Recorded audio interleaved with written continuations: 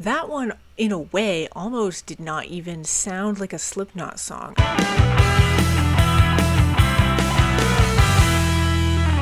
Hello everyone and welcome back to my channel.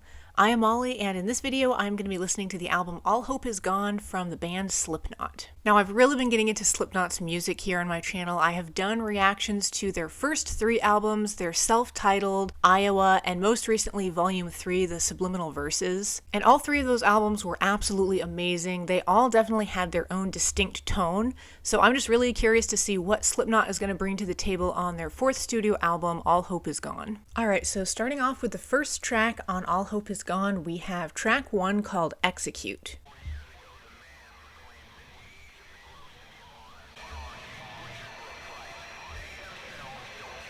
Alright, so in true Slipknot fashion here, we're kind of starting off with a really distorted, demented sounding intro track. And then all of these guitars are coming in. They just have this really distorted, gnarly quality to them.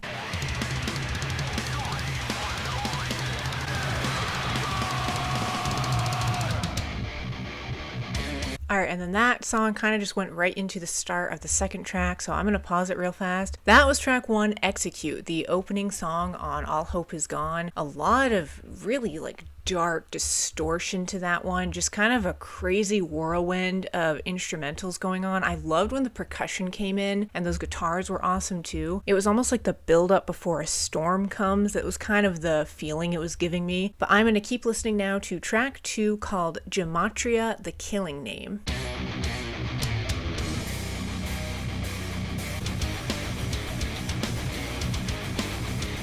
There's a nice groove going on here with those guitars.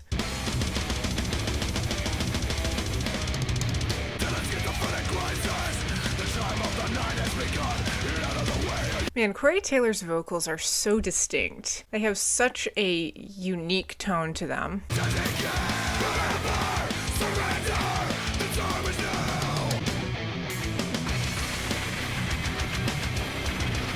This part's kind of cool. It sounds like some maybe slightly distorted electronic sounds that they're using. We will burn your cities down.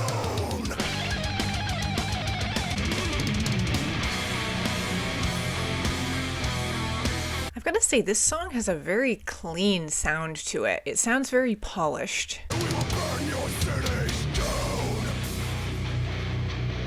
Down. Feed the hungry, feed the shit. They're definitely playing up with the speed of this song a little bit.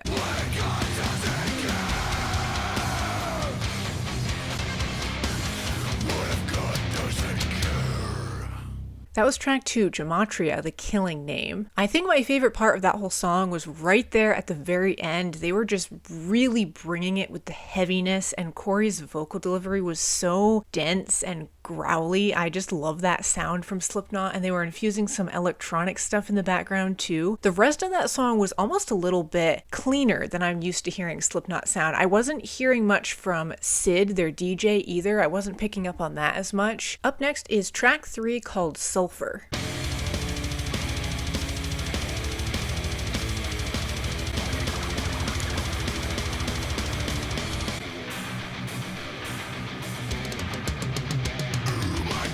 I don't know why, I really like when they use those cymbals. It gives their songs a really light and airy sound, which pairs so well with the really heavy vocals and everything else.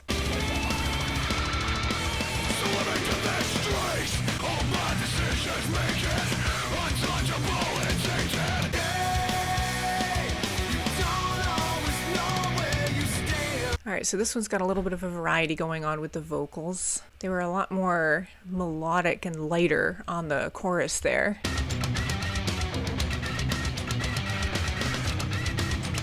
Okay, now we have some of those DJ sounds coming in.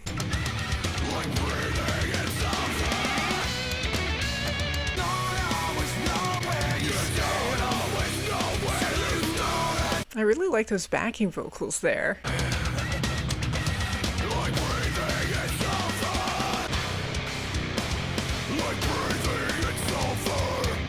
That was track 3, Sulfur. I really enjoyed that one. It definitely had a lot going on in terms of the variety of sound. I would say more than track 2. That one kind of had more going on almost, like they were changing up the vocal delivery a lot between the verses where his voice was a lot heavier and growlier, and then on the chorus it got a little bit lighter and more clean sounding. And I was picking up a lot more on like the DJ sound effects too from Sid, which is honestly like one of my favorite parts of Slipknot's music. I think Sid seriously adds like the backbone to what makes Slipknot's music so unique. I just love the effects that he throws on. Moving on now to track 4, we have Psychosocial.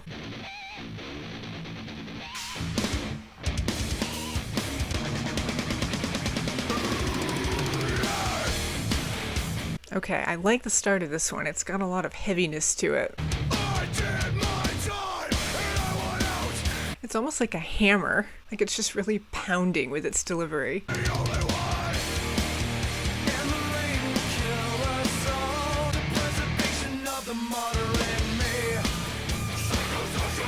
Yeah, Corey is definitely keeping his vocals a little bit more like melodic sounding and smoother on this album. We could start over. Just look me in the eyes and say I'm wrong.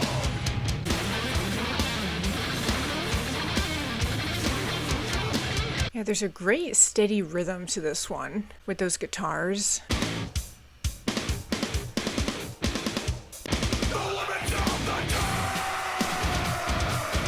Yeah, you see what I mean? There's like this staccato rhythm to this song that I really like.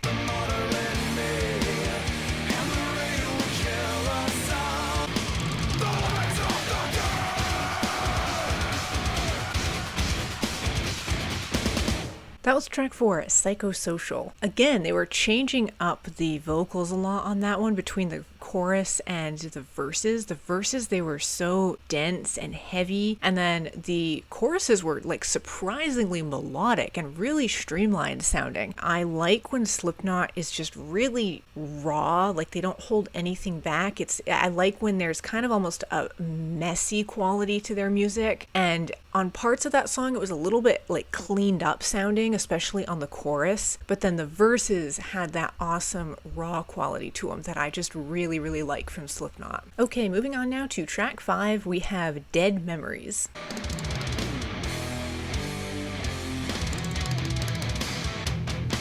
Sitting in the dark, I can't forget. With dead memories in my heart. Yeah, again, his vocals are just a lot cleaner sounding. They're just lighter on this album. Man, I do love those guitars though. Yeah, this is such a smooth song for Slipknot. Usually Slipknot has like all of these staccato rhythms and crazy instrumentation going on, and then the DJ effects kind of add another crazy element, and this song is staying pretty steady and, like I said, very smooth with its sound.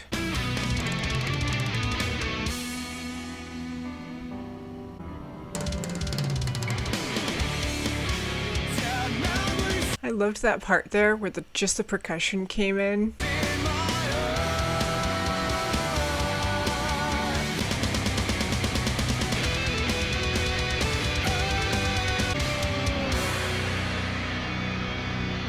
Track 5, Dead Memories. That one, in a way, almost did not even sound like a Slipknot song. It just had like a very clean sound to it, like that crazy intense percussion. It was just more subtle. It was more in the background. It didn't stand out as much. I wasn't really picking up on the DJ effects again either on that one. And the vocals too on that one were different. I mean, Corey Taylor's voice is very distinct, so I could tell it was him, but they just had like a really smooth, more melodic sound to them, which is just different. It's a different side of Slipknot. But moving on now to track 6, we have Vendetta.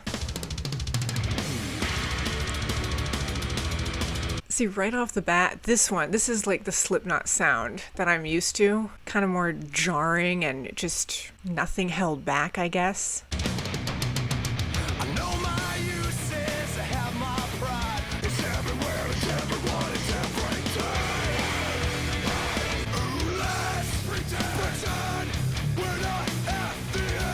I love when they change up that tempo and this guitar comes in. It's got such a great heavy tone to it.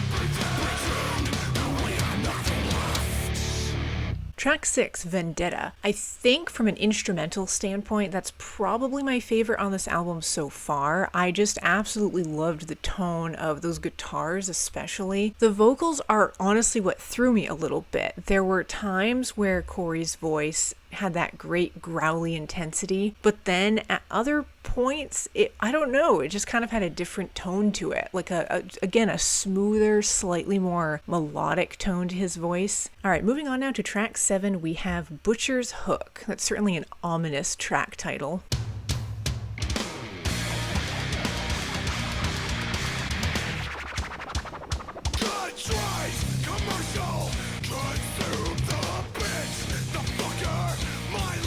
This one almost has like a slight bouncy quality to it.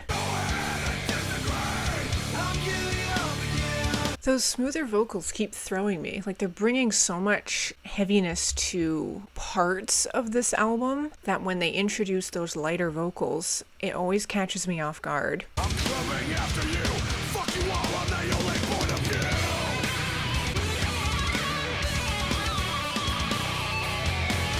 Yeah, this is more the sound that I just really like when Slipknot delivers on all of this instrumental craziness.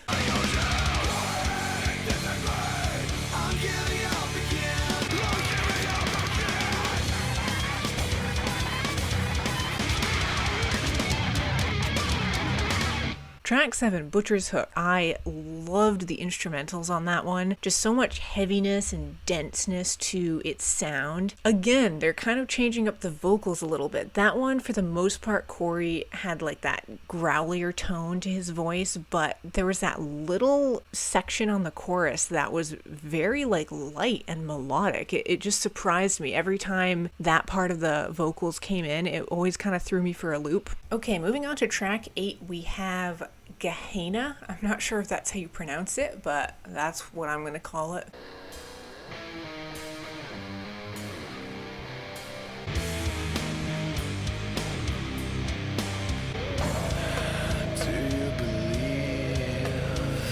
There's such a haunted quality to this one. I cannot deny.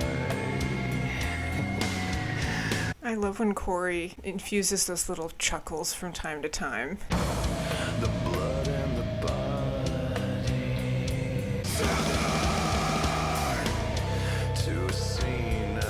Now this is more like it.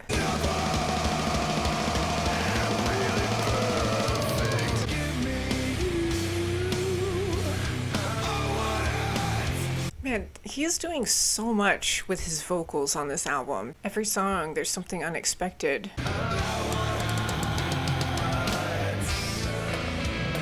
I'd rather feel pain.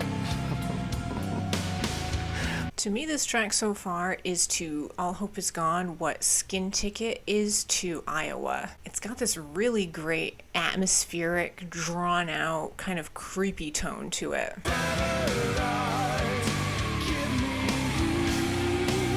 The way he sings that one word, you, I've never heard his vocals, at least on Slipknot's music, sound like that.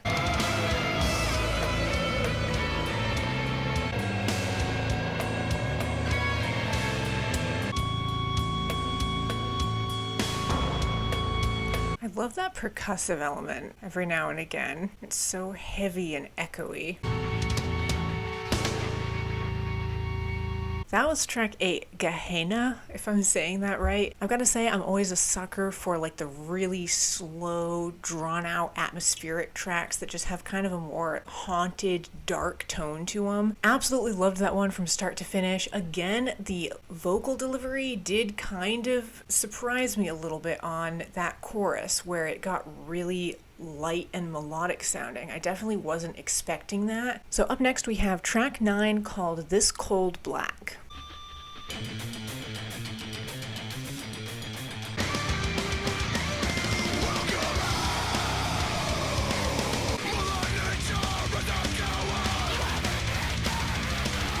Some unexpected vocal distortion there.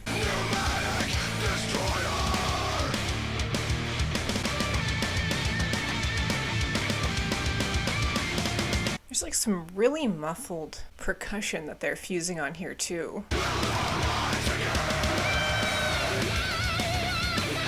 Man, this song is so speedy with its delivery. It's just so manic.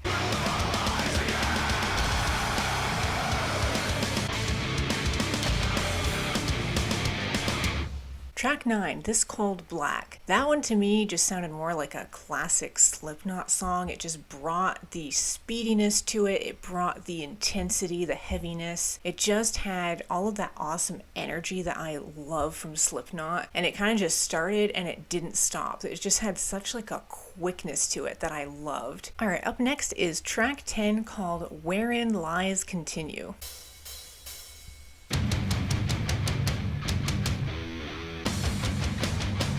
Thou shalt not kill your fathers, and now my conscience is contradicting everything. Yeah, there's a really great weightiness to this one. The end is the same. The world will not shame. Annihilation. I won't control or restrain. And we're back with the more melodic vocals here.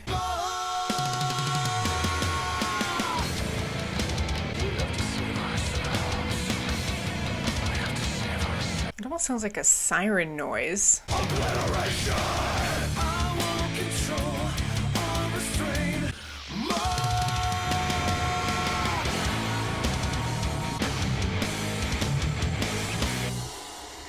Track 10, Wherein Lies Continue. Kind of an atmospheric element to that one too. In a way, it kind of reminded me of track 8, Gehenna, a little bit, but that one definitely had a little bit more of an explosive energy to it. I, again, loved the instrumentals. They had that awesome, like, engine revving up sound to them, just kind of that speediness to them. Now, up next, we have track 11 called Snuff. I think full disclosure, have heard an acoustic cover of this that Corey Taylor did. I don't think I've ever heard the original version though, so I'm curious to see what the original is going to sound like. So yeah, let's give this one a listen.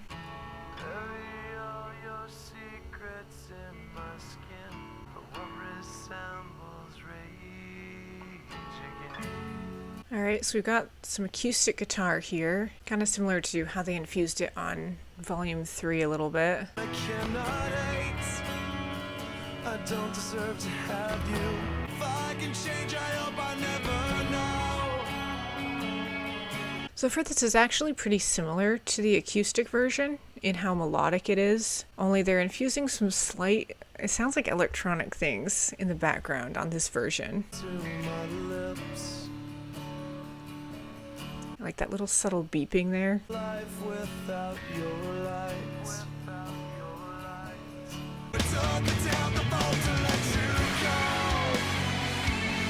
They really do a good job of building this track up.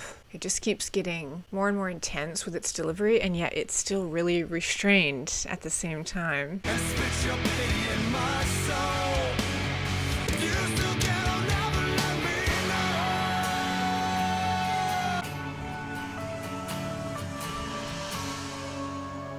That was track 11, Snuff, a really gorgeously melodic song. Like I said, I've heard the acoustic version of that one, and the album version was pretty similar. It infused a little bit more like electronic elements than I was expecting, to be honest, but I really, really love that song. Again, it just doesn't strike me as a Slipknot song though, but I guess that's what Slipknot is doing. They're just evolving their sound with each album. All right, moving on now to track 12, we have the title track, All Hope Is Gone.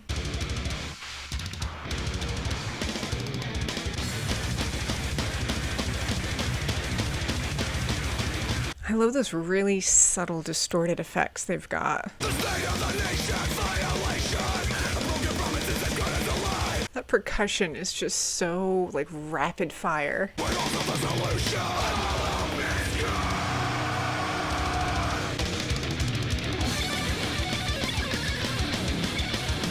Now this track seems to be sticking to a more aggressive vocal delivery here. The wretched are the wounded. The only thing we love will die. Have made the presence obsolete. I really like when that chorus comes in and you have like all of the vocals too, just kind of coming at you at once. It just brings a great energy to this song.